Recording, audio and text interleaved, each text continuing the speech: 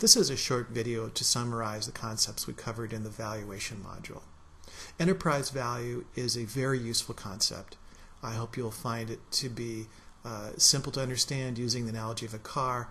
If it has cash in the glove box, it's worth more. If you have to assume a loan, it's worth less. And similarly, if you're looking at valuing a company to buy, if a company has cash, it's worth more than if it doesn't. And if it has debt, it's worth less than it doesn't, because that's an obligation the company will have to pay. So just using those simple concepts can help you value companies in a better way than simply using a PE. And we'll look at PE valuation later and look at some of the challenges with using that. It's very simple, and that's a compelling reason to use a PE valuation approach. It does have shortcomings, and let's try not to be too simple and hurt ourselves with that. Discounted cash flow is theoretically the best way to value a business. If we can determine the future cash flows of a company and we can determine the appropriate discount rate, we've got it. It's the best way to go. The problem is the future is very hard to determine. The future cash flows are hard to come to, and the discount rate's really tough to figure out. And if you don't have that down accurately, your valuation is not very helpful. Using discounted cash flow in a merger and acquisition situation is actually very helpful. It's commonly used there, and it's a good approach. And the reason it's good there is the candidates that you're looking at for acquisition are typically in the same business. They have the same risk.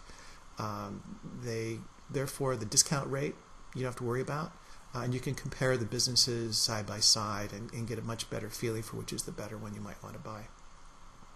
Now, usually we look at companies and value companies based on some multiple. For example, 2 times sales. A company has $100 million of sales, therefore the business itself is worth $200 million. It's a simple approach and actually works pretty well. We can do it with earnings, say 16 times earnings. Another company trades at that multiple. You can use that as a benchmark. 1.5 times book value. Now, book value has all kinds of issues with it, but it's another approach. And statistically, if you took a big universe, book value works. And any individual stock, I'd be a little bit frightened to use that as a major decision point.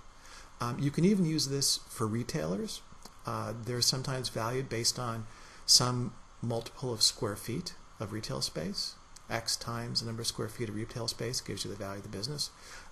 Cable TV companies, X dollars per subscriber that they have.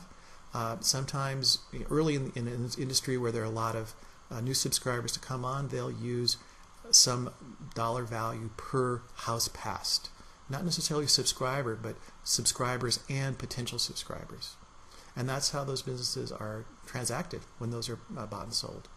A telecommunications business, like a cell phone business, could be valued on a dollar per subscriber basis. And one reason why you do that is to say they run the business poorly. It's worth so much per subscriber to me because I know how to run it better. A little arrogant, but it's commonly done that way. Finally, we looked at value trap, and it's not obvious, but I hope you came to the conclusion that just buying a cheap stock alone is not the best investment approach, because it could deserve to be cheaper as business declines or erodes. So I hope that was helpful, and I look forward to moving on to the next module.